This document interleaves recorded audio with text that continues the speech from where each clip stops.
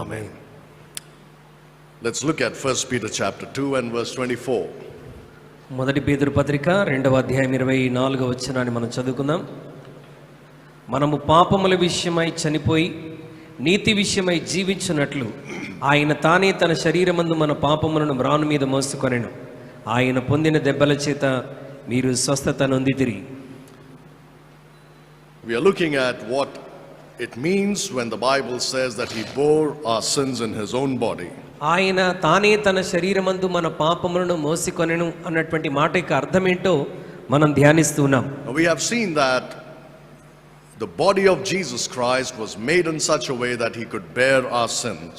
ప్రభువైనటువంటి యేసుక్రీస్తు యొక్క దేహము మన పాపములను మోయటానికి అనుగుణముగా అమర్చబడినటువంటిదని మనం నేర్చుకున్నాం. Secondly, we have started looking at what this offering of his body accomplished. తన యొక్క శరీరము మరి సమర్పించుకున్నట ద్వారా సాధించగలిగినటువంటిది ఏంటి అన్నటువంటి విషయాన్ని కూడా మనం ధ్యానించాం. Firstly, he condemned sin in the flesh. మొట్టమొదటిగా తన శరీరమందు పాపమునకు శిక్ష విధించాడు. Secondly, he reconciled us to God by his death in the body. రెండవది తన శరీరంలో మరణము ద్వారా మనందరినీ కూడా దేవునితో సమాధానపరిచాడు.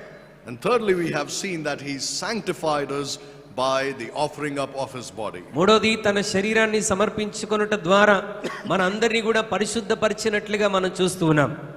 But there is something important that we need to look at this morning. అయితే మరొక ప్రాముఖ్యమైనటువంటి విషయాన్ని ఈ ఉదయకాల సమయంలో మనం గుర్తించవలసినటువంటి వారమై ఉన్నాం. What did the offering up of the body of Jesus Christ accomplish? ప్రభు అయినటువంటి యేసుక్రీస్తు శరీరం అర్పించుట ద్వారా ఇంకా ఏమి సాధించగలిగాడు? Look at Hebrews chapter 2. హెబ్రీయులకు రాసిన పత్రిక 2వ అధ్యాయం verses 14 and 15.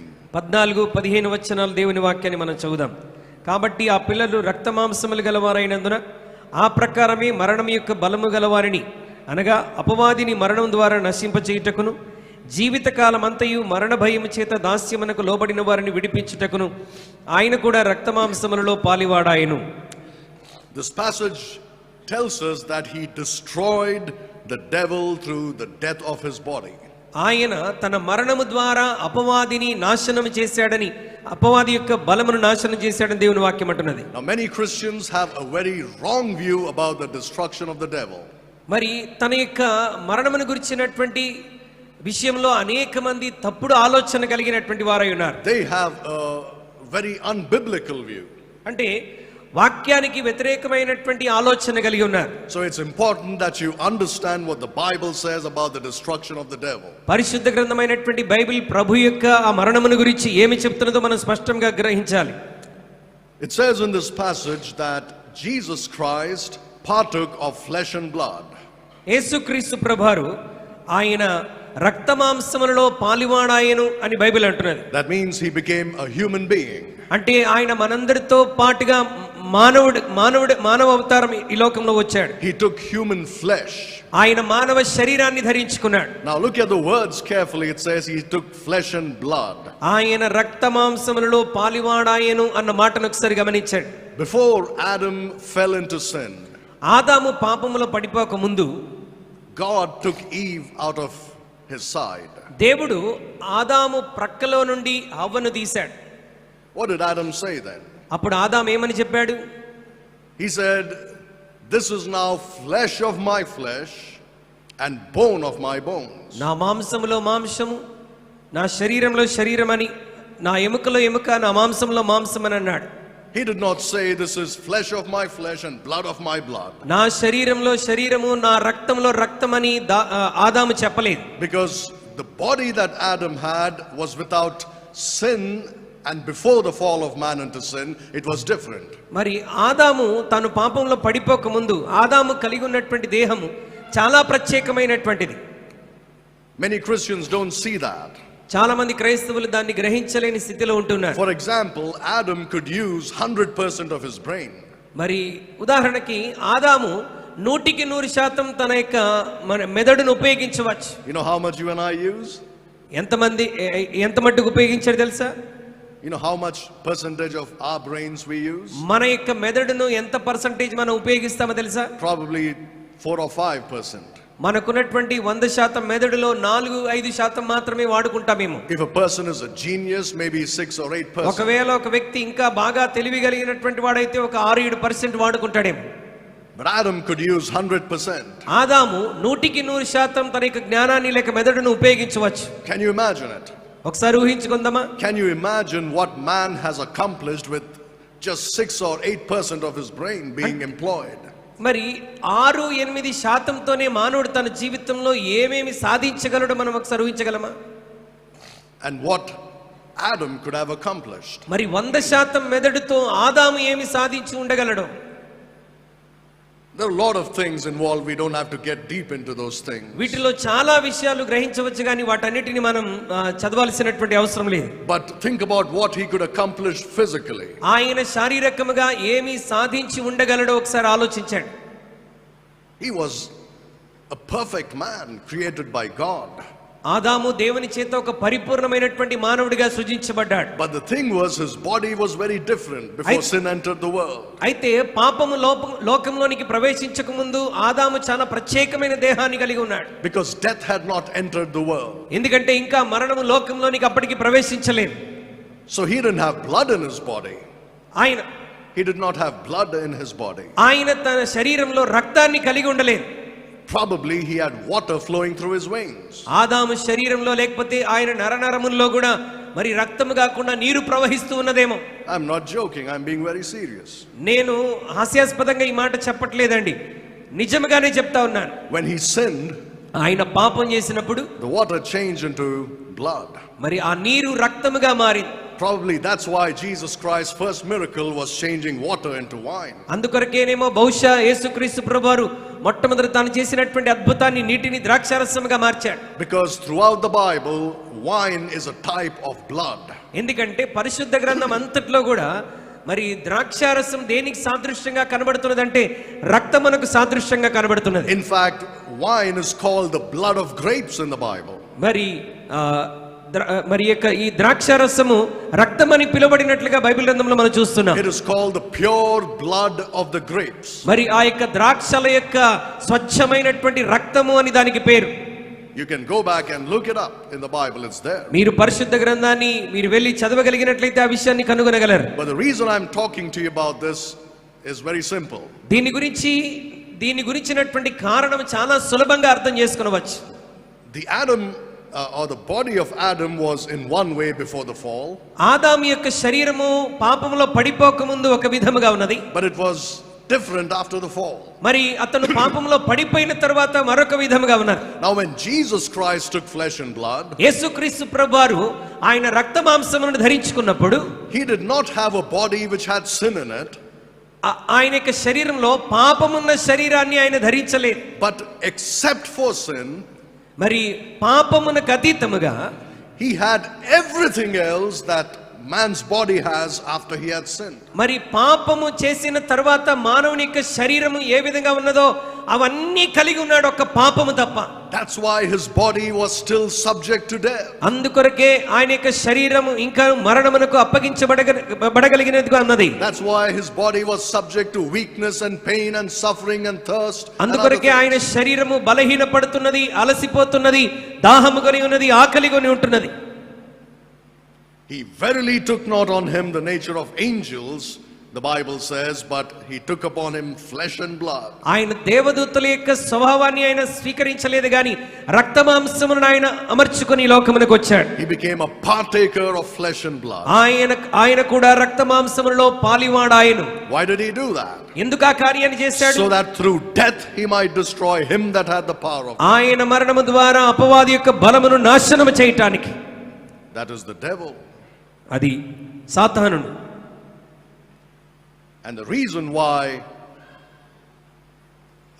many Christians misunderstand this verse, చాలా మంది క్రైస్తవులు ఎందుకు ఈ విషయాన్ని తప్పుగా అర్థం చేసుకుంటారంటే, is because it says here that he might destroy the devil. ఆయన మరణమును నాశనం చేయటానికి కొరకే అని అనుకుంటారు. So if he had destroyed the devil, ఆయన ఒకవేళ అపవాదినే నాశనం చేయగలిగితే, that means today he is no threat to us. ఒకవేళ దేవుడు అపవాదినే నాశనం చేయటానికి వచ్చి ఉంటే ఈ రోజు అపవాదిని గురించి మనం భయపడాల్సినటువంటి అవసరతే లేదు. Let us break this verse down. ఈ యొక్క వచనాన్ని మరి విభజించి మనం ఒక్కొక్కటిగా నేర్చుకుందాం. It says that he became a partaker of flesh and blood. That means he became a human being. ఇక్కడ ఏమని వాక్యం ఉంటుందంటే ఆయన కూడా రక్తమాంసములో పాలివాడాయను అని అంటే ఆయన కూడా మానవుడిగా ఉన్నాడు అని అర్థం. So that he might destroy the devil who has the power of death. మరి మరణం యొక్క బలము కలిగినటువంటి అపవాదిని నాశనము చేయగలడు. What does it mean when it says the devil had the power of death? మరణం యొక్క బలము అపవాది కలిగి ఉన్నాడు అని చెప్పటంలో ఆ వచనం యొక్క భావం ఏంటి? Does it mean that the devil can just go and kill people at will? అంటే అపవాది వాడు వెళ్ళి వాడి ఇష్టానుసారంగా మనుషుల్ని చంపేయవచ్చనా? No, that's not what it means. Look at Deuteronomy దాని అర్థం అది కాదండి. ద్వితీయోపదేశకాండంలో ఒకసారి చూడండి. chapter 32 ద్వితీయోపదేశకాండం 32వ అధ్యాయం and verse 29. ద్వితీయోపదేశకాండం 32వ అధ్యాయం 29వ వచనాన్ని దేవుని వాక్యాన్ని మనం చదువుకుందాం. 32:29 వారు జ్ఞానము తెచ్చుకొని దీని తలపోసి తమ chapter 32 verse 39, sorry. ఇదిగో నేనే దేవుడను, నేను తప్ప వేరొక దేవుడు లేడు. మృతి నొందించువాడను బ్రతికించువాడను నేనే, గాయపరచువాడను స్వస్థపరచువాడను నేనే, నా చేతిలో నుండి విడిపించువాడెవడనూ లేడు. The ultimate power of life and death is in the hands of God. అంటే జీవ మరణముల యొక్క బలమంతయు కూడా అధికారమంతా దేవుని చేతిలోనే ఉన్నది. It's so clear here. ఇది చాలా స్పష్టంగా ఇక్కడ రాయబడి ఉన్నది. He says, I kill and I make alive. మృతి నొందించువాడను బ్రతికించువాడను నేనే అంటున్నాడు. I wound and I heal. గాయపరచువాడను స్వస్థపరచువాడను నేనే. And there is no one that can deliver you out of my hand. నేను తప్ప మిమ్మల్ని నా చేతి నుండి విడిపించగలిగినటువంటి వాడు ఎవరునూ లేడు. God is sovereign, really. దేవుడు సార్వభౌమాధికారం కలిగినటువంటి When వాడు. it comes to the matter of life and death, మరి జీవ మరణముల విషయంలో మనం మాట్లాడుతున్నప్పుడు the devil does not operate independently. అపవాది తనకు తానుగా క్రియలు చేసేటువంటి అధికారం వాడికి లేదండి. Look at Job chapter 1 and verse 12. యోబు గ్రంథం 1వ అధ్యాయం 12వ వచనాన్ని గనుక మనం చూసినట్లయితే Job chapter 1 verse 12. యోబు గ్రంథం 1వ అధ్యాయం 12వ వచనం యెహోవా ఇదిగో అతనికి కలిగిన సమస్తము నీ వశంలో ఉన్నది, అతనికి మాత్రము ఏ హానియు చేయకూడదని అపవాదికి సెలవీయగా వాడు యెహోవా సన్నిధి నుండి బయలు వెళ్ళెను. You see, unless God gives permission to the devil, he cannot take alive. దేవుడు అపవాదికి ఆ పని అప్పగిస్తేనే తప్ప వాడు ఎవరి ప్రాణమైనా తీసుకునేటువంటి అధికారం వాడికి లేదు. Look at chapter 2 and verse 6. 2వ అధ్యాయం 6వ వచనాన్ని గనుక మనం చూసినట్లయితే అందుకు యెహోవా అతడు నీ వశమున ఉన్నాడు, అతని ప్రాణం మాత్రం నీవు ముట్టవద్దని సెలవిచ్చెను. The devil can take everything, but if God doesn't permit him, he cannot take your life. అపవాది నీ జీవితంలో సమస్తాన్ని తీసివేయగలడు, కానీ దేవుడు అతనికి అనుమతి ఇవ్వకుండా వాడు ఏమీ నీ జీవితంలో తీసివేయలేడు. So why does it say that he has the power of death? మరి ఎందుకు అపవాదికి మరణం యొక్క బలం ఉన్నదని ఆ వచనంలో మనం చూసాం. That means it only means this, that he can take lives when God allows it. అంటే దాని అర్థం ఏంటంటే వాడు ఒక వ్యక్తి యొక్క జీవితాన్ని ఎప్పుడు తీసుకోగలడు అని అంటే దేవుడు వానికి అధికారం ఇస్తేనే తప్ప ఒక వ్యక్తిని మరణానికి అప్పగించలేడు. So in that sense he had this delegated power from God to take somebody's life. ఆ విధమైన భావంతో మనం అర్థం చేసుకోవచ్చు ఏమంటే ఒక వ్యక్తి యొక్క ప్రాణము తీసుకోవడానికి వానికి అనుమతి ఇవ్వబడితేనే ఆ పని చేయగలిగినటువంటి వాడు. So in that sense he wielded the power of death. ఆ విధంగా అతడు మరణం యొక్క బలమును తన చేతిలో కలిగి ఉన్నటువంటి వాడు. He could not take lives arbitrarily on his own power. తన యొక్క సొంత శక్తితో తన ఇష్టానుసారంగా ఒక వ్యక్తి ప్రాణమును తీయగలిగినటువంటి అధికారం అపవాదికి ఎక్కడా కూడా లేదు. But there are some times when he has the right to take somebody's life. అయితే కొన్నిసార్లు కొంతమంది ప్రాణాలు తీసుకోవడానికి వాడు ఒక అధికారాన్ని హక్కును కలిగి ఉన్నాడు. When that person sins, ఎప్పుడనంటే ఆ వ్యక్తి పాపం చేసినప్పుడు he has the right to do it. ఆ వ్యక్తి పాపం చేసినప్పుడు అతని యొక్క జీవితాన్ని తీసుకొనగలిగిన అధికారం అపవాది కలిగి ఉన్నాడు. He doesn't have to ask God's permission then. అతడు పాపం చేసినప్పుడు అతన్ని చంపడానికి దేవుని దగ్గర అపవాది పర్మిషన్ అడగాల్సినటువంటి అవసరం లేదు. It's like this. అది ఏ విధంగా ఉంటుందంటే As long as you are on our side of the border between India and Pakistan, let's say, మరి భారతదేశము పాకిస్తాన్ గురించి మాట్లాడినట్లయితే భారతదేశపు మన సరిహద్దులోనికి ఇటువైపు నువ్వు ఉన్నప్పుడు you're safe. నీవు సురక్షితంగా ఉన్నటువంటి వాడవే. The enemy has no right over you. నీవు మన బార్డర్ లోపలే ఉన్నప్పుడు శత్రువు నిన్ను ముట్టేటువంటి అధికారం వాడికి ఎంత మాత్రము లేదు.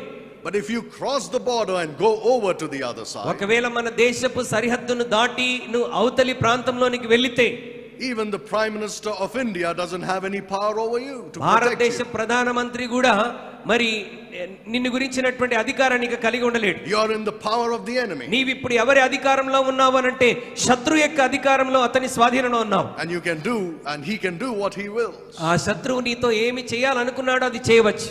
Well, there are times, even in such times, that God can save as a great hero. కొన్నిసార్లు అలాంటి పరిస్థితుల్లో కూడా దేవుడు ఒక గొప్ప హీరోగా మన జీవితాలను కాపాడగలడు. But many times people die, Christians die when they walk into the territory of the devil. కానీ అనేక సార్లు దేవుని బిడ్డలైనటువంటి వారు వారి ఆత్మీయ సరిహద్దును విడిచి శత్రువు అపవాది యొక్క సరిహద్దుల్లోనికి వెళ్ళినప్పుడు ఖచ్చితంగా ప్రాణాలు పోగొట్టుకుంటారు. So listen to this. This is how the devil has power to take somebody's life. ఈ విధంగా అపవాది ఒక వ్యక్తి యొక్క ప్రాణాన్ని తీసుకొనగలిగినటువంటి అధికారాన్ని కలిగినటువంటి వాడు. So the Bible says Jesus came to destroy this power that he had in his hand. దేవుని వాక్యం అంటున్నది అపవాది చేతిలో ఇవ్వబడినటువంటి మరణం యొక్క అధికారాన్ని నాశనం చేయటానికే యేసుక్రీస్తు ప్రభువారు భూమి మీదకి వచ్చాడు. Now death itself is something that Christians should always think about. మరణము అనేటువంటి విషయాన్ని ఎప్పుడు ఆలోచన కలిగినటువంటి వాడై ఉండాలి. I'll tell you something that is not very encouraging. మరి మీకు ప్రోత్సాహకరముగా ఉండని ఒక విషయాన్ని నేను మీకు జ్ఞాపకం చేస్తున్నాను. I'm that kind of a preacher who doesn't really encourage you a lot. మరి నేను ఎలాంటి ప్రసంగికునంటే అన్ని సందర్భాల్లో మిమ్మల్ని ఎంకరేజ్ చేసేవంటి వాడనిగా ఉండను. Sometimes I'll tell you some very bad news. కొన్నిసార్లు మీకు ఇష్టం లేని బ్యాడ్ న్యూస్ కొన్నిసార్లు చెప్తూ ఉంటాను. Because that's the truth. ఎందుకంటే అది సత్యము కాబట్టి. You know what's waiting? You know, if the Lord Jesus Christ tarries, ప్రభు అయినటువంటి యేసుక్రీస్తు యొక్క రాకడ ఆలస్యం అవుతే what is waiting for you? మరి నీ జీవితంలో దేని కొరకు ఎదురు చూస్తున్నట్టు? Who is waiting for you at the end of your life? నీ జీవితపు ముగింపులో నీ కొరకు ఎవరు ఎదురు చూస్తూ ఉంటారు? What is waiting for you? What do you think is going to happen as you grow older? నీవు అంటే నువ్వు వయసులో ఎదుగుతున్న కొలది నీ ముగింపులో నీకు ఏమి జరగబోతుంది? You don't get more beautiful or more handsome. వయసు పెరుగుతున్న కొలది, నీ ముగింపు దగ్గర పడుతున్న కొలది ఇంకా ఎక్కువ అందంలోనికి మరి సౌందర్యంలోనికి నువ్వు వెళ్తావా? You don't become healthier. నీవు ఇంకా ఆరోగ్యంతో ఉంటావా? You don't become better and better. లేక వయసు పైబడుతున్న కొలది ఇంకా మంచిగా నువ్వు తయారవుతుంటావా? But you start degenerating. నీవు మెల్లమెల్లగా కృషించిపోతూ ఉంటావు. You know what's waiting for you at the end of your life?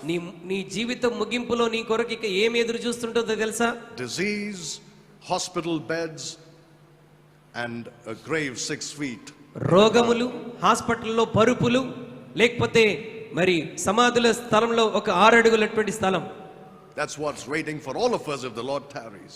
ఒకవేళ దేవుడు తన రాకడ ఆలస్యమైతే మనందరి కొరకు ఎదురు చూస్తున్నటువంటి కార్యం అదే. That's the grim truth of life. అది మన జీవితంలో గొప్ప వాస్తవం. The only thing that can save us from that is the rapture of the church. మన జీవితాలను మరి మనం వేచి ఉండగలిగినటువంటిది, కేవలం మనం రక్షించగలిగినది సంఘము పైకెత్తబడేటువంటి విషయం మాత్రమే. Even if you have very good health all your life, నీ జీవితంలో బ్రతికినంత కాలంలో ఒక మంచి ఆరోగ్యాన్ని కలిగి ఉన్నా, which is possible if you take care of yourself, నీవు నీ శరీర విషయంలో జాగ్రత్త వహించగలిగితే నీవు తప్పకుండా ఆరోగ్యంగా ఉండగలవు. but there's one thing you cannot escape if the Lord tarries. అయితే ఒకవేళ దేవుడు రాకడ ఆలస్యమైతే ఈ ఒక్క విషయాన్ని మాత్రం నీ జీవితంలో నువ్వెన్నడూ తప్పించుకోలేవు. And that is death. అది మరణం. That's why you should know what this death is. అందుకొరకే మరణం అంటే ఏంటో, దాని బలం ఏంటో మనం ఎరిగి ఉండాలి. You see, death itself is personified in the Bible. It's given the characteristics of a person. మరణం యొక్క ఆ గుణగణములు ఏంటో, దాని స్వభావం ఏంటో దేవుని వాక్యంలో మనకు వివరించబడింది. You read in the book of Revelation, for example, ప్రకటన గ్రంథాన్ని గనక మనం ఒకవేళ చదివినట్లయితే you see death riding upon a horse. మరి మరణము మరి గుర్రం మీద స్వారీ చేస్తూ వస్తున్నట్లుగా మనం చూస్తున్నాం. It's riding upon a pale horse and hell follows after it. మరి ఆ మరణం అనేటువంటిది తన వెనకాల ఆ గుర్రం మీద పరిగెడుతూ వస్తున్నది. Hell follows after it. ఆ ఆ మరణం వెనకాలే నరకము కూడా వెంబడిస్తున్నది. Hell is personified. మరి నరకము మరి పరిగెడుతూ వస్తున్నది. Death is also depicted as a king who rules. మరణము కూడా పరిపాలించేటువంటి రాజు వలె అక్కడ కనబడుతున్నది. Look at Romans chapter 5 and verse 17. రోమా పత్రిక 5వ అధ్యాయం 17వ వచనాన్ని దయచేసి లేఖనంలో చూడండి. మరణమున ఒక అపరాధం వలన వచ్చినదై ఆ ఒకని ద్వారానే ఏలినేడల కృపాబాహుల్యమును నీతి దానమును పొందువారు జీవము గలవారై మరి నిశ్చయముగా యేసుక్రీస్తుని ఒకని ద్వారానే ఏలుదురు. Did it say that death reigned by one? ఒకని అపరాధం వలన వచ్చినదై ఒకని ద్వారానే మరణము ఏలబడును అని ఇక్కడ రాయబడినది. It reigned like a king. అంటే మరణము ఒక రాజులాగా పరిపాలన చేయగలదు. Unhindered, unchallenged. ఏ విధమైనటువంటి ఆటంకము లేకుండా అది పరిపాలించగలిగిన శక్తి దానికి ఉన్నది. Till Jesus Christ came to defeat it. మరి ప్రభు అయినటువంటి యేసుక్రీస్తు వచ్చి దానిని జయించేంత వరకు అది ఏలుతూనే ఉన్నది. So death is personified not only in the Bible but in other religions. అంటే మరణం అనేటువంటిది కేవలం పరిశుద్ధ గ్రంథంలోనే ఇతర మతాల్లో కూడా దాని గురించినటువంటి విషయాన్ని మనం చూస్తాం. In fact, there are gods associated with death in other religions. అంటే ఇతర మతాల్లో చూసినట్లయితే మరణాన్ని తీసుకొని వచ్చేటువంటి కొన్ని దేవుళ్ళు దేవతలు కూడా ఉన్నారు. The Greek god of death is Thanatos. మరి మరణం యొక్క గొప్ప దేవుడు థానటోస్ అనేటువంటి వాడు. Here in India you have Yama, who is the god of death. మన భారతదేశంలో మరణపు దేవుడని ఎవరి గురించి చెప్పుకుంటామంటే యముడు గురించి మనం మాట్లాడుతుంటాం. In Egypt you have Anubis, the god of death and the underworld. మరి ఈజిప్ట్ లో మరి యొక్క దేవుడు మరణం యొక్క దేవుడిగా పిలువబడుతున్నాడు. But the Bible says that it's the devil who has the power of death. అయితే పరిశుద్ధ గ్రంథమైనటువంటి బైబిల్ మరణం యొక్క అధికారము ఏలే స్వభావం ఎవరు కలిగి ఉన్నారని చెప్తున్నదంటే అపవాది కలిగి ఉన్నాడు. So it is the devil who can actually go and kill somebody. అంటే అపవాది వెళ్ళి ఒక వ్యక్తిని చంపగలిగినటువంటి అధికారాన్ని వాడు తన చేతిలో కలిగి ఉన్నాడు. So these gods of death really are a depiction of the devil who has the power of death. అంటే ఈ మరణం యొక్క దేవతలు దేనికి సాదృశ్యంగా కనబడుతున్నారనంటే మరణం యొక్క అధికారం కలిగిన అపవాదికి సూచనగా కనబడుతున్నారు. And in fact Jesus Christ said that the devil is a murderer. యేసు ప్రభువారు కూడా మరి దాని గురించి మాట్లాడుతూ మరి అపవాది ఆది నుండి మరి హత్య చేసేటువంటి వాడిగా ఉన్నాడని చెప్పాడు. He had the power to kill. చంపగలిగినటువంటి అధికారాన్ని వాడు కలిగి ఉన్నాడు. He had the heart to kill. చంపగలిగిన హృదయం వాడికి ఉన్నది. He is a murderer. అతను నరహంతకుడు. When you see people killing others, మరి ప్రజలు ఇతరులను చంపటం మనం చూస్తున్నప్పుడు, when you see that a murderer plans and kills somebody, ఒక నరహంతకుడు పక్కాగా ప్లాన్ చేసుకుని ఒక వ్యక్తిని హత్య చేసినప్పుడు, you must realize that he is demon possessed. అతను మరి దయ్యం చేత పీడించబడుతున్నవాడు లేకపోతే దయ్యమును పట్టి ఉన్నాడని మనం అర్థం చేసుకున్నాం. He belongs to his father the devil. అతడు తన తండ్రి అయినటువంటి అపవాదికి సంబంధించిన వాడని మనం గ్రహించవచ్చు. Because the devil is a murderer from the beginning. ఎందుకంటే ఆరంభం నుండి వాడు నరహంతకుడుగా ఉన్నాడు. And he had the power of death.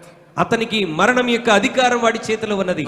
Let me tell you some very important things about this. ఇక్కడ దీని గురించి చాలా ప్రాముఖ్యమైన విషయాలు మీకు చెప్పనివ్వండి. The devil is like God's executioner, like we see in the Old Testament. మరి పాత నిబంధన గ్రంథంలో చూసినట్లుగా అపవాది దేవుని యొక్క పనిని నెరవేర్చేటువంటి వాడిగా ఇక్కడ కనబడుతున్నాడు. He executes God's judgment on man. దేవుని యొక్క తీర్పు మానవుల మీద తీసుకుని వచ్చేటువంటి వాడిగా కనబడుతున్నాడు. So in this regard he is like a hangman, the person who executes somebody. అంటే దీని విషయంలో ఎవరికైనా శిక్ష విధిస్తే ఉదాహరణకి ఉరి శిక్ష విధించడానికి కొంతమంది ఏర్పాటు చేయబడతారు. అలాంటి వాడిగా ఇక్కడ కనబడుతున్నాడు. He has this power of the gallows where they hang people. అంటే ప్రజలను ఉరి తీయించేటువంటి ఆ అధికారాన్ని దాని మీద అధికారాన్ని కలిగినటువంటి వాడు. He is like a hunter who hunts for the lives of men. అంటే మనుషుల యొక్క జీవితాలను వేటాడేటువంటి వేటగాడిగా కనబడుతున్నాడు. He is like a thief and a murderer who lays in wait for blood. ఒక దొంగగా నరహంతకుడిగా మరి రక్తాన్ని కళ్ళజూసేటువంటి వాడిగా కనబడుతున్నాడు. And seeks the life of man. ఆయన మనుషుల యొక్క జీవితాలను తీసుకునేటువంటి అధికారం కలిగినటువంటి వాడు. But you know what else he does? ఆయన ఇంకా ఏం చేయగలడు తెలుసా? He tempts you. వాడు నిన్ను శోధిస్తాడు. He allures you. ఆయన తన స్వాధీనంలోనికి నిన్ను తీసుకుంటాడు. He tries to drive you to sin.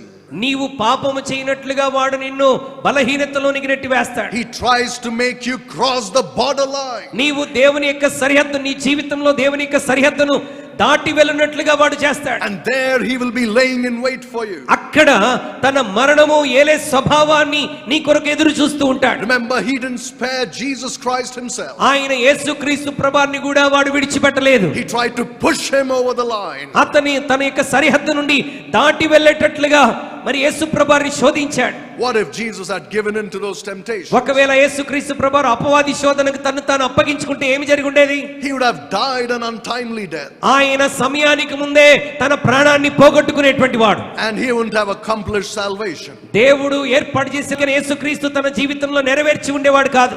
Sometimes it's not just temptations. కొన్నిసార్లు కేవలం శోధన మాత్రమే కాదండి. Sometimes it's stupidity and foolishness. కొన్నిసార్లు వెర్రితనము, మరి సరైనటువంటి ఆలోచన లేకపోవటం. Sometimes it's a wrong understanding of the Bible. కొన్నిసార్లు దేవుని వాక్యాన్ని తప్పుగా చేసుకోవటం. Sometimes it's a wrong faith in God. కొన్నిసార్లు దేవుడి మీద తప్పుడు విశ్వాసాన్ని కలిగి ఉండడం. That even if I do this, God will protect me. నేను ఈ పని చేసినా నా దేవుడు నన్ను తప్పకుండా కాపాడుతాడనేటువంటి తప్పుడు విశ్వాసాన్ని కలిగి ఉండడం. He tries to push you to cross the line. అపవాది నీ సరిహద్దును దాటి వెళ్ళినట్లుగా వాడు నిన్ను నెట్టివేస్తూ ఉంటాడు. And once you cross that line, ఒక్కసారి నీ సరిహద్దును దాటిపోతే you fall into his snare. నీవు వాడి వలలో పడిపోతావు. And that's the end. అక్కడితో నీ జీవితం ముగిపోతుంది. He has the power of death. నీకు మరణానికి అప్పగించేటువంటి అధికారం వాడి దగ్గర ఉంది. That's why Jesus said, be wise as serpents. అందుకొరకే యేసుక్రీస్తు ప్రభువు మాట్లాడుతున్నాడు, పాము వలె వివేకముగా. The devil is a serpent. మీరు పాము వలె వివేకముగా ఉండండి, ఎందుకంటే సర్పము కూడా వివేకము అపవాది వివేకము కలిగినటువంటి వాడు. The devil is a serpent. మరి అపవాదే సర్పముగా ఉన్నాడు. He's wise. ఆయన చాలా వివేకము కలిగిన వాడు. That's why we should know the devices of the devil. అందుకొరకే సాతాను యొక్క కుయుక్తి ఏంటో మనం ఎరిగినటువంటి వారముగా ఉండాలి. The Bible says we are not ignorant of his wiles and his devices. మనము అపవాది యొక్క తంత్రములను ఎరగనటువంటి వారము కాక్యమంటున్నది. If you don't know, ఒకవేళ నువ్వు వాటిని గ్రహించకపోతే he can get you good. నీవు నాశనమవునట్లుగా వాడి చేతిలోనికి వెళ్ళిపోతావు. He tries to make you cross the line. నీవు సరిహద్దును దాటినట్లుగా వాడిని నెట్టివేస్తాడు. And then when you have sin in your life, అప్పుడు నీ జీవితంలో ఒకవేళ నువ్వు పాపాన్ని కలిగి ఉంటే, remember he is an accuser of the brethren. గమనించండి, వాడు మన సహోదరుల మీద నేరములు మోపేవాడని పేరు కలిగినటువంటి He వాడు. stands and says, look at this man. వాడు నిలబడి ఇదిగో ఈ వ్యక్తిని చూడు అని నిందిస్తూ ఉంటాడు. If you are holy, నీవు పరిశుద్ధుడవైతే, if you are just, నీవు న్యాయవంతుడవైతే, give me this man's life. ఈ వ్యక్తి జీవితాన్ని నా చేతికి అప్పగించు. Because he does not deserve to live. ఎందుకంటే వాడు బ్రతికేటువంటి అధికారం కలిగిన వాడు కాదని మన మీద నేరాలు మోపుతాడు. He tries to press God to keep his law. దేవుడు తన ఆజ్ఞలను నీ జీవితంలో నెరవేర్చినట్లుగా దేవుని కూడా వాడు బలవంతం చేస్తూ He ఉంటాడు. tries to force God's justice. దేవుని యొక్క న్యాయమును మనల్ని తీర్పు తీర్చినట్లుగా బలవంతం చేస్తూ And ఉంటాడు. says, judge this man. కాబట్టి నీవు ఈ వ్యక్తికి తీర్పు తీర్చమని దేవుణ్ణి ఫోర్స్ చేస్తాడు. You see, he's also a tormentor. వాడు శిక్షను విధించేటువంటి వాడు, హింసించేవాడు. When he draws you into sin, సాతానుడు నిన్ను పాపంలోనికి లాగినప్పుడు then he frightens you with the terror of. ఏమి చేత వాడు నిన్ను భయపెడుతూ ఉంటాడు. First he says, come look how beautiful this is. మొట్టమొదటిగా పాపంలోనికి నిన్ను ఆకర్షిస్తున్నప్పుడు, రా ఇది ఎంత అందముగా ఆకర్షణీయంగా ఉందో చూడని నిన్ను ఆకర్షిస్తాడు. And once you start enjoying it, ఒక్కసారి వాడి మాట విని పాపపు వలలో పడి నువ్వు ఆ పాపాన్ని ఎంజాయ్ చేస్తూ ఉంటే, he takes away that blindness from your eyes. మరి నీ యొద్ద నుండి ఆ యొక్క ఆ వెలుగును తీసివేస్తాడు. And then you start looking at what you're actually playing with. నీవు ఏ విధముగా ఆ పాపంలో పడిపోయావో నీ ఒక అవగాహనలోనికి వచ్చేస్తావు. And you'll see that this is not a beautiful thing, it's the most ugliest thing that ever. అప్పుడు నీ నేత్రాలు వెలిగించబడి, అయ్యో ఇది ఎంతో అందమైనదని నేను అనుకొని వచ్చాను, కానీ ఇది భయంకరమైనటువంటిది, అపవిత్రమైనటువంటిదని అప్పుడు నువ్వు గుర్తిస్తావు. And then you'll say, I'm going to die because of this. అప్పుడు నువ్వు ఆలోచన చేస్తున్నా, ఇదిగో ఈ పాపాన్ని బట్టి, ఈ స్థితిని బట్టి, అయ్యో నేను చనిపోతున్నానే. The terror of death. మరణం యొక్క భయాన్ని కలగజేస్తాడు. It'll grip your heart. అది నీ హృదయమును కప్పివేస్తుంది. You see, many times when Christians sin, చాలా మంది క్రైస్తవులు వారి జీవితంలో పాపంలో పడినప్పుడు, you know why they try to repent? వారు ఎందుకు పశ్చాత్తాపడటానికి ప్రయత్నిస్తారు తెలుసా? Not because they feel bad that God is grieved. అయ్యో నేను చేసిన ఈ పాపాన్ని బట్టి దేవుడు ఒకవేళ దుఃఖపడుతున్నాడేమోనని పశ్చాత్తాపడరు. They're afraid of the consequences. ఆ పాపం యొక్క పరిణామానికి భయపడి పశ్చాత్తాపడతారు. Terror that they will die one day. ఒకరోజు చచ్చిపోతానేమో ఈ పాపం వలన భయం వారికి ఉంటుంది. So they come to God and say, please spare my life, O Lord. అందుకే మరణాన్ని గురించి భయపడి ప్రభువా నన్ను క్షమించండి, నన్ను రక్షించండి అని ప్రార్థిస్తుంటారు. That's not repentance. అది పశ్చాత్తాపం కాదండి. That's called worldly sorrow which leads to death. అది మరణానికి నడిపించేటువంటి లోక సంబంధమైనటువంటి దుఃఖం. In 2 Corinthians chapter 7. 2 కొరింథీ పత్రిక 7వ అధ్యాయంలో మనం ఆ విషయాన్ని చూస్తాం. But godly sorrow doesn't cry because of the consequences of our sins. మరి దైవికమైనటువంటి దుఃఖము మరి వచ్చేటువంటి పరిణామాల గురించి అది దుఃఖించేటువంటిది కాదు. But it's just because of how we grieve the Holy Spirit. అది ఏ విధమైన దుఃఖం ఉంటుందంటే పరిశుద్ధాత్మ నేను దుఃఖపరిచాను, గాయపరిచాను అనేటువంటి వేదన హృదయంలో ఉంటుంది. Lord, if I die, but let me get right with you first. ప్రభువా ఒకవేళ నేను నశించినా నశించిపోతాను గాని నీతో నా సంబంధం సరి చేయబడాలనేటువంటి విచారము దుఃఖాన్ని కలిగి ఉంటాం. But many Christians are not like that. అయితే చాలా మంది క్రైస్తవులు ఆ విధమైన ఆలోచన కలిగి ఉంటారండి. So the devil knows how to fill their hearts with terror. అపవాదికి తెలుసు వారి హృదయాలను ఏ విధంగా భయము చేత నింపాలో. In fact, in Job chapter 18 and verse 14, he's called the king of terrors. మరి యోబు గ్రంథం 18వ అధ్యాయం 14వ వచనంలో భయానికి రాజు అని వాడికి పేరు పెట్టబడింది. He knows how to strike fear down your spine. ప్రజల జీవితాల్లో ఆ యొక్క భయాన్ని ఏ విధంగా కలగ చేయాలో వాడు బాగుగా ఎరిగినటువంటి వాడు. He knows how to make you afraid even when there's no reason for you to be afraid. కారణం లేకుండా అకారణము చేత నువ్వు భయపడేటువంటి విధముగా ఎలా చేయాలో వాడికి బాగా తెలుసు. He can make you to start fearing something that's not even true. అంటే వాస్తవము కాని విషయాలకు కూడా నువ్వు ఏ విధంగా భయపడాలో భయపడేటట్టు చేస్తాడు. He can make you imagine things that might happen in your life and cause you to be నీ afraid. జీవితంలో జరగనటువంటి వాటిని ఇవి జరుగుతాయేమోనని ఊహించుకునేటట్టుగా చేసి నిన్ను భయంలోనికి నెట్టివేస్తాడు. But especially when you sin, మరి ముఖ్యముగా నీవు పాపములో పడుతున్నప్పుడు, పాపం చేస్తున్నప్పుడు he has the power to fill your heart with fear. నీ హృదయం అంతటిని భయముతో నింపగలిగినటువంటి అధికారం వాడు కలిగినటువంటి And వాడు. that is the fear of death. అది మరణం యొక్క భయం. And that Christian who sinned lives there thinking, now God's going to kill me. క్రైస్తవుడైనటువంటి వాడు పాపంలో జీవిస్తూ ఇక భయపడుతుంటాడు, ఇక దేవుడు నన్ను చంపేస్తాడేమో, దేవుడు నన్ను చంపేస్తాడేమోనని. God can do that. I'm not saying he won't do that. దేవుడు చెయ్యడు అని నేను చెప్పను, దేవుడు చేయగలడు. The Bible says if you walk after the flesh, ye shall die. మనం శరీరానుసారంగా నడుచుకున్నట్లయితే ఒక రోజున మనం చనిపోతాం. That's talking about physical death. మరి శరీర సంబంధమైనటువంటి మరణం. Then the Bible says, for this cause many among you are weak and sick and many sleep. ఇందువలననే మీలో అనేకులు రోగులను బలహీనులై ఉన్నారు, మరికొంతమంది నిద్రించుచున్నారు. You can die if you are out of God's will. నీవు దేవుని చిత్తానికి వెలపట దేవుని సరిహద్దు దాటితే చనిపోవటం కూడా చనిపోతావు. But you see, the fear of death is put in your heart by the devil. అపవాది చేత మరణం యొక్క భయం నీ హృదయంలో ఉంచబడింది. His power is to hurt men, the Bible says. వాడి యొక్క అధికారం ఏంటి అనంటే మనుషులను గాయపరచడమే. His power is to destroy men. వాడికి ఇవ్వబడిన అధికారం మనుషులను నాశనం చేయటానికి. That's why you read in Revelation 9, his name is called Abaddon and Apollyon, that means a destroyer. మరి అందుకొరకే అతని పేరు ప్రకటన గ్రంథం 9వ అధ్యాయంలో అబద్దోను అపోలియోను అన్నటువంటి పేరు, అంటే మరణాన్ని కలిగించేటువంటి వాడనే వాడికి అర్థం. So the devil had the power of death and he could put fear in your hearts. అపవాదికి మరణాన్ని కలిగించే అధికారం ఉన్నది గనుక వాడు నీ హృదయంలో మరణాన్ని గురించిన భయాన్ని పెట్టగలడు. You look at the Old Testament, you will find saints living in fear of death. పరిశుద్ధులైనటువంటి భక్తులు మరణ భయముతో జీవించినటువంటి వారు ఎంతో మంది ఉన్నారు. Because they didn't know what would happen to them after they die. ఎందుకంటే వారు చనిపోయిన తర్వాత వారికి ఏమి జరుగుతుందో వారికి తెలియదు. Would they be accepted by God? మరి వారు దేవుని చేత అంగీకరించబడితే తప్ప. So they have that fear. వారందరికీ మరణ భయం ఉండేది. And they live in that bondage to fear. వారు ఆ భయం అనేటువంటి సరిహద్దుల్లో నివసించినటువంటి వారు. That is why they were afraid to die in the Old Testament. అందుకొరకే పాత నిబంధన గ్రంథంలో చనిపోవడానికి ఆ భక్తులు భయపడేటువంటి వారు. Today if you see unsaved people, they have that same fear.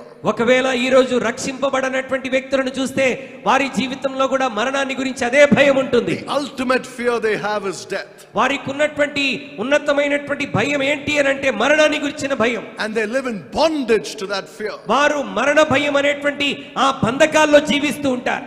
You see, fear is a bondage. భయం అనేటువంటిది ఒక బంధకం. And it keeps people as its slaves. మరి ఆ బంధకములో ప్రజలందరినీ కూడా తన బానిసలుగా ఉంచుకుంటుంది. Do you know why people kill Christians? మరి ప్రజలు క్రైస్తవుల్ని ఎందుకు చంపుతారో తెలుసా? Because in their eyes, death is the ultimate punishment. వారి దృష్టిలో మరణమే అన్నిటికంటే మరి గొప్ప శిక్ష అని వాళ్ళు భావిస్తారు. Because they fear death so much. అన్యులు మరణాన్ని గురించి అధికంగా భయపడతారు గనుక They think they are putting us through the same fear when they kill us. మనల్ని చంపుతున్నప్పుడు మనల్ని కూడా అదే భయంలోనికి నెట్టివేస్తున్నామని మనల్ని చంపేవారు అనుకుంటారు. When they remember the fear of death they have, దేవుని బిడ్డలను చంపేటువంటి వారు వారు కలిగి ఉన్నటువంటి భయమును బట్టి they are very afraid. That's the ultimate torture for them. మానవుని జీవితంలో ఒక ఉన్నతమైనటువంటి శిక్ష ఏదైనా ఉన్నది అని అంటే అది మరణమే అని వాళ్ళు భావించి భయపడుతుంటారు. Let me make this man afraid of death. కాబట్టి ఈ వ్యక్తి మరణం అంటే భయపడేటట్టుగా చేస్తాను. Let me kill this man, give him the ultimate punishment. నేను ఈ వ్యక్తిని చంపి అతనికి శాశ్వతమైనటువంటి శిక్షను విధిస్తాను. Because for them death is so dreadful. ఎందుకంటే వారికి మరణం అనేటువంటిది చాలా భయంకరమైనటువంటిది. It is so fearful. అది చాలా భయాన్ని కలిగించేటువంటిది. They think we have the same fear they have. వారికి ఉన్నటువంటి మరణ భయమే క్రైస్తవుడికి కూడా ఉంటుందని వాళ్ళు భావిస్తారు. That's why they go and kill our people. అందుకనకే వెళ్ళి క్రైస్తవులను వాళ్ళు హత్య చేస్తూ ఉంటారు. They are fools. వారు వెర్రివారు. They don't know what the Bible says about what Jesus has done to death.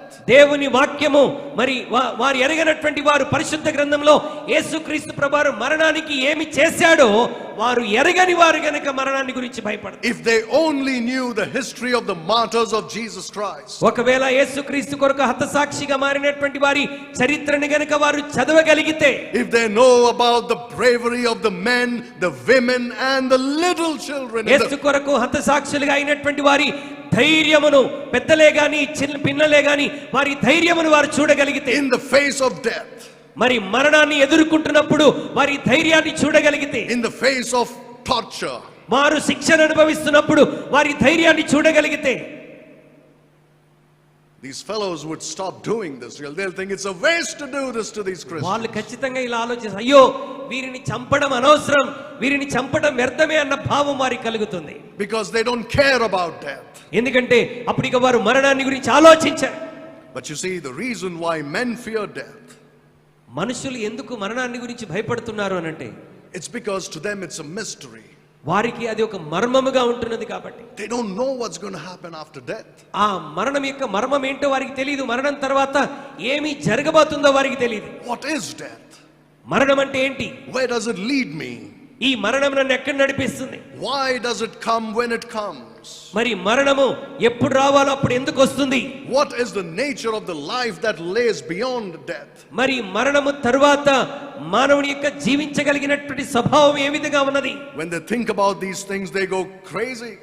వారు వీటన్నిటి గురించి ఆలోచించినప్పుడు వారికి పిచ్చెక్కేస్తుంది. Because they don't have answers to this. ఎందుకంటే వారి దగ్గర వేటికి కూడా జవాబు లేదు. No sure answer in a written book. వారికి ఒక ఖచ్చితమైనటువంటి జవాబు వారి కొరకు రాయబడిన ఏ పుస్తకంలో లేదు. Another reason why they are afraid of death, మరణాన్ని గురించి వారు భయపడడానికి ఇంకో కారణం ఏంటంటే, because of the leave taking, right? You have to leave everything and everybody behind. అంటే వారు అన్నిటినీ సమస్తాన్ని విడిచిపెట్టి వెళ్ళిపోవాల్సి వస్తుందన్న భయం వారికి ఉంటుంది. I have to leave earth. ఈ భూమిని విడిచిపెట్టిన తర్వాత, I have to leave my home. నా ఇంటిని విడిచిపెట్టిన తర్వాత, I have to leave my family. నా కుటుంబాన్ని విడిచిపెట్టిన తర్వాత, And that causes them great fear in their నా heart. ఇంటిని నా కుటుంబాన్ని నా సమస్తాన్ని విడిచిపెట్టాలన్న ఆలోచన మరణాన్ని గురించి వచ్చినప్పుడు వారు భయపడిపోతుంటారు. That's what keeps them in bondage to this fear. ఈ విషయాలన్నీ కూడా వారిని మరణ బంధకములో ఉంచేసి భయపెడుతూ ఉంటాయి. So the devil has the power of death, మరణం యొక్క అధికారం అపవాది కలిగినటువంటి వాడు, and people have the fear of death. ప్రజలకు ఆ మరణం యొక్క భయం వారి హృదయంలో కలిగి So ఉన్నారు. the devil uses the fear of death to keep them in bondage. సాతానుడు ఆ మరణం యొక్క భయాన్ని ఉపయోగించుకొని ఈ మనుషులందరినీ వాడి బంధకంలో ఉంచుకుంటాడు. You know what D.L. Moody said when he was on his deathbed, when he was about to die? D.L. Moody గారు ఆయన తన మరణ పడక మీద ఉన్నప్పుడు ఆయన ఏం చెప్పాడు తెలుసా? How many of you have heard of D.L. Moody? I'm just saying a D.L. name. Moody గురించి ఎంతమంది విన్నారు? That's good. Some of you, many of you have heard. మీలో చాలా మంది D.L. మూడీ గారి గురించి విన్నారు. He was a great evangelist ఆయన గొప్ప సువార్తికుడు. of the 19th century. 19వ శతాబ్దంలో ఆయన చాలా గొప్ప సువార్తికుడిగా ఉన్నాడు. And he led thousands, if not millions of souls to Christ. మరి వేల కొలది ప్రజలను ఆయన ప్రభు దగ్గరికి నడిపించాడు. D.L. Moody was preaching in a meeting, D.L. Moody గారు ఒక సభలో ప్రసంగిస్తూ ఉన్నాడు. and suddenly he became breathless and he couldn't preach anymore. వెంటనే ఆయన శ్వాస పీల్చుకోలేక చాలా బలహీనుడైపోయాడు. And he had to stop preaching. వెంటనే ప్రసంగాన్ని ఆపివేశాడు. And they took him home. వెంటనే వారు అతన్ని ఇంటికి తీసుకుని వెళ్ళారు.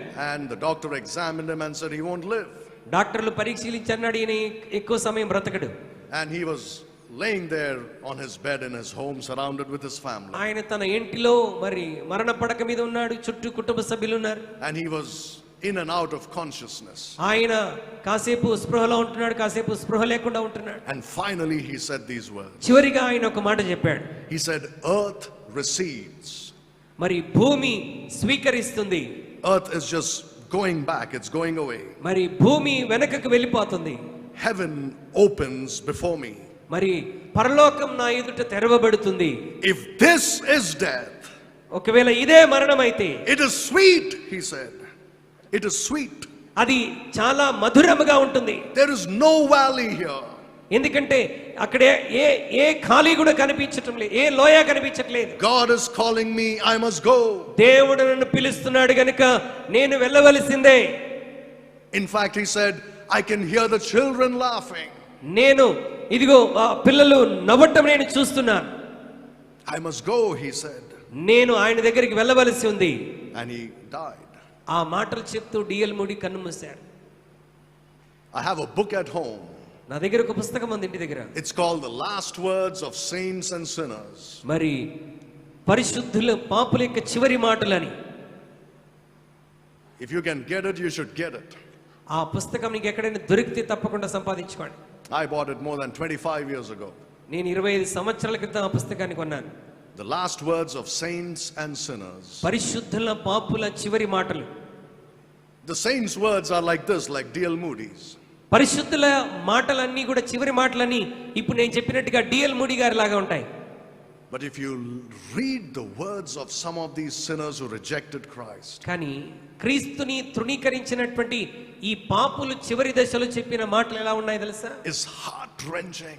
అది హృదయాన్ని మరి బలహీనపరిచేవిగా ఉంటుంది. It breaks your heart when హృదయం పగిలిపోతుంది ఆ మాటలు వింటే. as they are about to enter into a Christless eternity. వారు క్రీస్తు లేని నిత్య నరకంలోనికి ప్రవేశిస్తున్నటువంటి సమయంలో Their fear comes out in various ways. వారి హృదయంలో నుండి మరణ భయం అనేటువంటిది రకరకాలుగా వస్తున్నది. Sometimes they abuse Jesus Christ. కొన్నిసార్లు యేసుక్రీస్తు ప్రభువుని దూషిస్తూ ఉంటారు. Sometimes they just abuse others around them. కొన్నిసార్లు వారి చుట్టూ ఉన్నటువంటి ప్రజల్ని దూషిస్తూ ఉంటారు. They curse and they are bitter. వారు శపిస్తూ ఉంటారు, చేదైన స్వభావాన్ని కలిగి ఉంటారు. It's heartbreaking. మరి హృదయం పగిలిపోయేటువంటి మాటలు వారు మాట్లాడుతుంటారు. It's because you see they lived in the fear of death. ఎందుకంటే వారు జీవించిన దినములన్నీ కూడా మరణ భయముతో జీవించారు. And Jesus Christ, the Bible says, came to deliver man from this fear of death. దేవుని వాక్యం అంటుంది యేసుక్రీస్తు ప్రభువారు ఈ మరణం యొక్క బలము నుండి భయము నుండి మనల్ని విడిపించడానికి లోకానికి వచ్చాడు. He did it by partaking in flesh and blood. ఆయన రక్తమాంసములో పాలివాడగుట్ట ద్వారా కార్యాన్ని చేయగలిగాడు. And by tasting death for every man. మరి మనుషులందరి విషయంలో తాను మరణాన్ని రుచి చూసి ఆ కార్యాన్ని చేయగలిగాడు. He died on the cross so that he may conquer death. ఆయన కలువరి సిలువలో చనిపోయింది ఎందుకనంటే ఆ మరణాన్ని జయించటానికి. So that when he rose up from the death, death was defeated. ఆయన మరణం నుండి తిరిగి లేచినప్పుడు మరణము ఓడిపోయింది. And by defeating death, he defeated the devil. మరణాన్ని ఓడించడం ద్వారా అపవాదిని యేసు ప్రభువారు ఓడించారు. And he took from his hands the power of death. అపవాది చేతిలో నుండి ఆ మరణం యొక్క బలాన్ని తిరిగి తీసుకున్నాడు. Look at Colossians chapter 2 verses 14 and 15. కొలస్సీయులకు రాసిన పత్రిక 2వ అధ్యాయము 14-15 వచనాలు దేవుని వాక్యాన్ని మనం చూద్దాం.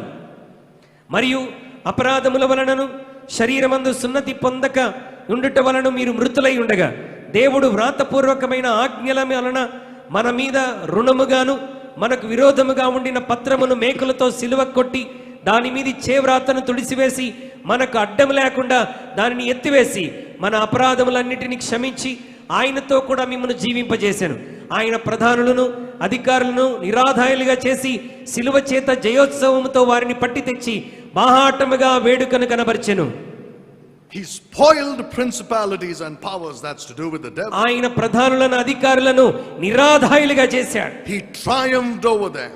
ఆయన మరణం మీద విజయోత్సాహాన్ని పొందుకున్నాడు. It was on the cross that Jesus Christ defeated the devil. ఆయన సిలువ చేత అపవాదిని ఓడించినటువంటి వాడు. He defeated him. అపవాదిని ఓడించాడు. The devil really believed that he could defeat Jesus Christ. మరి అపవాది ఏమని విశ్వసించాడంటే నేను యేసుక్రీస్తు ప్రభువారిని ఓడిస్తానని వాడు అనుకున్నాడు. But he couldn't. He failed. కానీ చేయలేకపోయాడు, ఓడిపోయాడు. So the Lord defeated him and took from him the power. దానికి బదులుగా ప్రభువైనటువంటి యేసుక్రీస్తు అపవాదిని ఓడించి మరణం యొక్క బలమును వారి చేతిలో నుండి తీసుకున్నాడు. Now you see this when Jesus made an atonement for our sins. యేసుక్రీస్తు ప్రభువారు మనందరి కొరకు పాప ప్రాయశ్చిత్తాన్ని చేసినప్పుడు He not only defeated the devil, ఆయన అపవాదిని ఓడించడం మాత్రమే కాదు గాని but he took from the devil the power to keep men in bondage. అపవాది దగ్గర నుండి మనుషులని బంధకాల్లో ఉంచగలిగినటువంటి అధికారాన్ని కూడా తీసుకున్నాడు. He permanently took it out of his hands. మరి శాశ్వతముగా ఆ అధికారాన్ని వాడి చేతిలో నుండి తీసేసుకున్నాడు. You see, it is sin that causes death. పాపము మరణాన్ని దారి తీస్తుంది. So Jesus got rid of the problem of sin. మరి ఆ పాపం యొక్క సమస్యను కూడా యేసుక్రీస్తు ప్రభువారు తీసివేశారు. You see how it's all linked. చూడండి ఇవన్నీ ఒకదానికొకటి ఎలా సంబంధం కలిగి ఉన్నాయో. Sin, death, fear. మరి పాపము, మరణము, భయము. Jesus didn't simply come and take away fear or take away death. యేసుక్రీస్తు ఊరికినే అలా వచ్చేసి ఆ భయాన్ని, మరణాన్ని తీసివేయలేదు. He dealt with the cause of death. ఈ మరణానికి, భయానికి ఆ కారణం ఏంటో ఆ కారణముతో పోరాడాడు. He simply didn't give a medicine for the symptoms like doctors do nowadays. మరి డాక్టర్లు ఒక వ్యాధికి సింప్టమ్స్ ఇచ్చినట్టుగా యేసు ప్రభువారు చేయలేదు. They only treat the symptoms, they don't treat the cause. వారు సింప్టమ్స్ చూసి వైద్యం ఇవ్వడానికి ప్రయత్నం చేస్తారు, దాని కాజ్ ఏంటో, దాని కారణం ఏంటో గ్రహించరు. But Jesus dealt with the cause. అయితే యేసుక్రీస్తు ఆ భయానికి, మరణానికి కారణం ఏంటో దానితో పోరాడాడు. He dealt with sin. ఆయన పాపముతో పోరాడాడు. He made atonement for sin. పాపానికి ప్రాయశ్చిత్తం చేశాడు. He died for our sins. ఆయన మనందరి పాపముల కొరకు చనిపోయాడు. And he triumphed over death. ఆయన మరణం మీద విజయాన్ని సాధించాడు. And now those who trust him have no need to fear death. ఇప్పుడు ఎవరైతే యేసుక్రీస్తునందు విశ్వాసం ఉంచారో వారు మరణాన్ని గురించి భయపడాల్సిన అవసరం లేదు. So you see, Satan has lost that hold, that leverage that he had over us. గమనించండి, యేసుక్రీస్తు మరణం ద్వారా సాతానుడు కలిగి ఉన్నటువంటి మరణపు అధికారాన్ని, భయపు అధికారాన్ని పోగొట్టుకున్నాడు. But the unsaved still are under that bondage. రక్షణ పొందనటువంటి వారు ఇంకా వాడి బంధకాల్లోనే ఉన్నారు. They don't have to be, you don't have to be. నీవు నేను ఆ బంధకాల్లో భయములో ఉండాల్సిన అవసరం లేదు. The cause of death is sin, and sin has been atoned for by the blood of Christ. మరి మరణానికి కారణం పాపం. ఆ పాపం సిలువలో యేసుక్రీస్తు ద్వారా పాపానికి ప్రాయశ్చిత్తం జరిగింది. Death is no longer an enemy. ఇక మరణానికి మన మీద ఎటువంటి అధికారం లేదు. We have no need to be afraid of death. మనం మరణానికి భయపడవలసినటువంటి అవసరతే లేదండి. That's why the devil has no leverage over us. అందుకొరకే అపవాదికి మన మీద ఎటువంటి అధికారము లేదు. Christians, it will be good for you to understand this. క్రైస్తవుడా, ఈ విషయాలను అర్థం చేసుకోవటం నీకెంతైనా మేలుకరం. That the devil, అపవాదికి నీ మీద ఎటువంటి అధికారం లేదు. you needn't live in fear. నీవు భయములో నివసించాల్సిన అవసరం లేదు. Because you belong to Christ. ఎందుకంటే నువ్వు క్రీస్తుకు సంబంధించిన వాడు. But then here comes the misunderstanding. ఇక్కడ ఒక అపార్థము చేసుకునేటువంటి అవకాశం ఉంది. this defeat of the devil by Jesus Christ on the cross యేసుక్రీస్తు ద్వారా సాతానుడు ఓడిపోయినటువంటి ఆ స్థితి is misunderstood by Christians. చాలా మంది క్రైస్తవుల చేత తప్పుగా అర్థమవుతున్నది. Remember, this all started in Genesis 3:15. ఇదంతా కూడా ఆదికాండం 3:15లో ఆరంభమవుతుంది. In Genesis 3:15, you find God saying to Adam and Eve, and of course the serpent is there. ఆదికాండం 3:15లో ఆదాము అవ్వలతో సర్పము కూడా అక్కడ ఉన్నప్పుడు ఏమని చెప్పాడంటే, that he will put enmity between thy seed and her seed. ఆమె సంతానమునకును నీ సంతానమునకు వైరం కలగజేసేదను. And you shall bruise his heel and he shall bruise your head. He shall bruise your head. అది నిన్ను తల మీద కొట్టును, నీవు దానిని మడిమ మీద కొట్టుదు అని చెప్పాడు. Remember that? ఆ మాటను గమనించాడు. Almost every preacher will tell you that this happened on the cross. మరి ప్రతి ప్రసంగికుడు కల్వరి శిలువలో ఇది జరిగింది అని చెప్తూ ఉంటారు. They don't even think for a moment. ఆ మాట చెప్తున్నప్పుడు వారు దాని గురించి ఆలోచించకుండానే చెప్తున్నారు. Have you ever killed a snake? నీవెప్పుడైనా పామును చంపావా? Have you ever tried to kill a snake? ఎప్పుడైనా పామును చంపడానికి ప్రయత్నించారు ఎవరైనా? Where do you hit it if you want to kill it? మరి చంపాలి అంటే అది తల మీద కొట్టాలి. Will you hit it on the tail? తోక మీద కొడతావా, తల మీద కొడతావా? If you hit it on the tail, it will turn and strike you. సాతాను యొక్క తోక మీద కొడితే అది వెంటనే తిరిగి నీకు కాటు వేస్తుంది. It doesn't hurt it at all. మరి అది గాయపరచదు ఎక్కడ కూడా. If you hit it on the body, nothing happens to it. దాని శరీరం మీద నీ కొడితే దానికి ఏ దెబ్బ తగలదు. In fact, even if you sever its body into two pieces, it's probably the other half will survive for some time. ఒకవేళ ఆ పాము రెండుగా నరికివేయబడినప్పటికీ ఇంకో కొంతకాలం అది సర్వైవ్ అవుతూనే ఉంటుంది. But you hit it on the head, you crush its head. ఒకవేళ దాన్ని తల మీద కొట్టి తలను చితగొడితే it won't survive for a moment. It's very delicate there on the head. దాని తల చాలా సున్నితంగా ఉంటుంది గనుక ఇక అది బ్రతకలేదు, చనిపోతుంది. And the prophecy in Genesis 3:15 is that the seed of the woman will crush the serpent's head. 3:15లో స్త్రీ సంతానము అది దాని తల మీద కొట్టునని దేవుని వాక్యం చెప్తున్నది. Remember that? ఆ మాటను గమనించారా? అది నిన్ను తల మీద కొట్టును. Thou shalt it shall bruise thy head and thou shalt bruise his heel. అది నిన్ను తల మీద కొట్టును, నీవు దానిని మడిమ మీద కొట్టుదు అని చెప్పాడు. If you hit a snake on the head, it's dead. నీవు సర్పము తల మీద కొట్టినప్పుడు అది చచ్చిపోతుంది. Are you telling me that if this was fulfilled on the cross, that the devil is dead today? ఒకవేళ ఇదే గనక కల్వరి శిలువలో నెరవేర్చబడి ఉంటే మరి ఇప్పుడు సాతానుడు చచ్చిపోయాడా? చచ్చిపోయాడా, ఉన్నాడా? You know what some Christians believed? చాలా మంది క్రైస్తవులు ఏమి నమ్ముతారు తెలుసా? That the devil is right now bound in the bottomless pit. మరి సాతానుడు ఇప్పుడు మరి పాతాళంలో అగాధంలో బంధించబడ్డాడని అనుకుంటారు. How?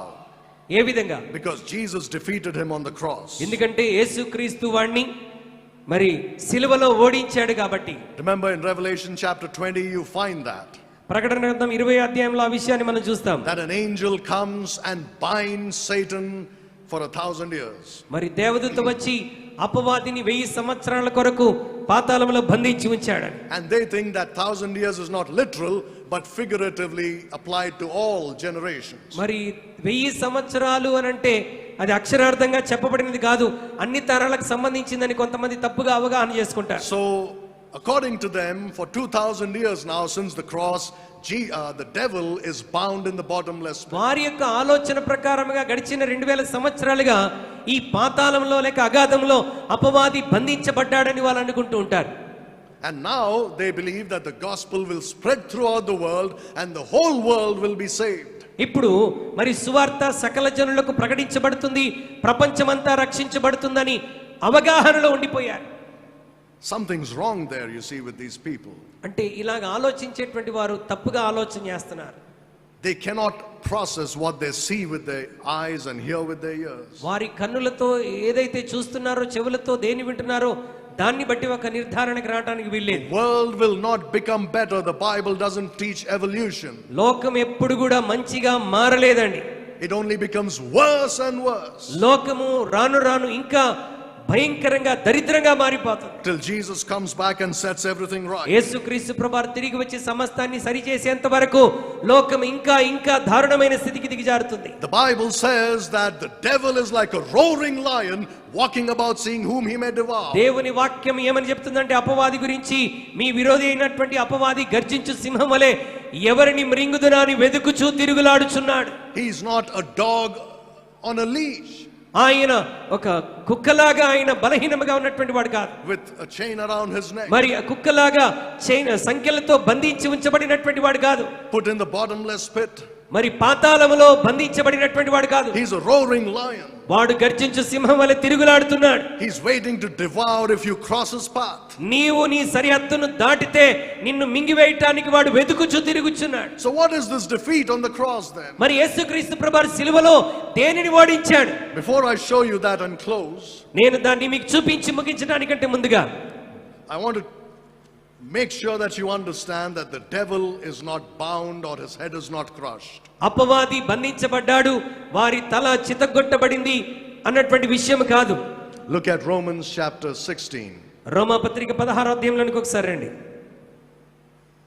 Look at verse 20. 16వ అధ్యాయం 20వ వచనం. సమాధానకర్తయగు దేవుడు సాతానును మీ కాళ్ళ క్రింద శీఘ్రముగా చితక త్రొక్కించును. Is Paul writing before the cross or after the cross? అపోస్తలుడైన పౌలు సిలువకు ముందు ఈ మాట రాస్తున్నాడా, సిలువ తర్వాత రాస్తున్నాడా? He's writing after the cross. సిలువ తర్వాత రాస్తున్నాడు. Or do you think this is a second crushing of his head? మరి ఇది సాతాను యొక్క తలను రెండోసారి చితగొట్టడమా? If you crush it once, it's finished. ఒక్కసారి వాడి తలని చితగొట్టావంటే ఇక వాడు చనిపోయినట్టే. Jesus didn't crush his head on the cross. Calvary సిలువలో యేసుక్రీస్తు ప్రభువారు సాతాను తలను చితకగొట్టలేదు. The devil wants you to believe that. అపవాది నువ్వు ఆ మాట నమ్మునట్టుగా నిన్ను భ్రమలోనికి తీసుకుని వెళ్ళాడు. So that you don't realize how powerful he is. వాడు ఎంత శక్తివంతుడో గ్రహించకుండా ఉండునట్లుగా వాడి తల చితగొట్టేశాడని నిన్ను నమ్మించేస్తుంటాడు. He says he will do it shortly in the future. అయితే ఇక్కడ పౌలు ఏమని చెప్తున్నాడంటే అతి త్వరలో శీఘ్రముగా దేవుడు సాతానును మీ కాళ్ళ క్రింద తొక్కించేస్తాడు. So what did Jesus do then when he died on the cross? మరొకవేళ మనము సాతానుని మన కాళ్ళ క్రింద తొక్కివేస్తే యేసుక్రీస్తు ప్రభువు సిలువలో సాతానుకు చేసిన కార్యం ఏంటి? It's very simple. అది చాలా సులభమైనటువంటి విషయం. He took from his hands the power of death. యేసుక్రీస్తు ప్రభువు కల్వరి సిలువలో సాతాను విషయంలో చేసింది ఏంటంటే మరణపు అధికారాన్ని, బలాన్ని వాడి చేతిలో నుండి తీసేసుకున్నాడు. So that nobody has to live in the fear of death anymore. ఇక మీదట ఏ మానవుడు మరణ భయము చేత జీవించాల్సినటువంటి అవసరత లేదు. Jesus conquered death. యేసుక్రీస్తు మరణాన్ని జయించాడు. I want to leave you with this verse. Look at Revelation chapter 1 and verse 18. ప్రకటన గ్రంథం 1వ అధ్యాయం 18వ వచనంతో మనం ముగించుకుందాం. ప్రకటన గ్రంథం 1వ అధ్యాయం 18వ వచనం.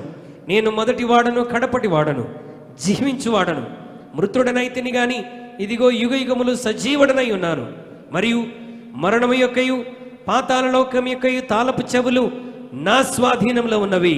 He has the keys of hell and death in his hand. మరణం యొక్కయు పాతాళం లోకం యొక్కయు తాళపు చెవులు ఆయన స్వాధీనంలో ఉన్నాయి. That's what he accomplished on the cross. దీనిని కల్వరి సిలువలో ఆయన సాధించాడు. Don't think it's a small victory. అదేదో చిన్న విజయం అని నువ్వు అనుకోవడానికి వీల్లేదు. The devil ruled through the fear of death over mankind. అపవాది మనుషులందరి జీవితముల మీద మరణ భయం అనేటువంటి అధికారంతో వాడు పరిపాలన చేస్తున్నాడు. Jesus defeated death itself. యేసుక్రీస్తు ప్రభువారు ఆ మరణం అనేటువంటి విషయాన్ని జయించాడు. And took from the devil's hands the keys to death and hell. ఆ మరణం యొక్క తాళపు చెవిలు అపవాది చేతిలో నుండి ప్రభు తీసుకున్నాడు. Now he has no power over it.